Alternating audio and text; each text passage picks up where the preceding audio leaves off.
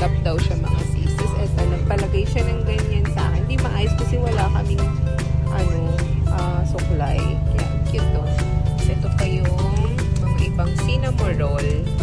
Pinamigay ko ng birthday. Sige, pakita mo sa kanila na.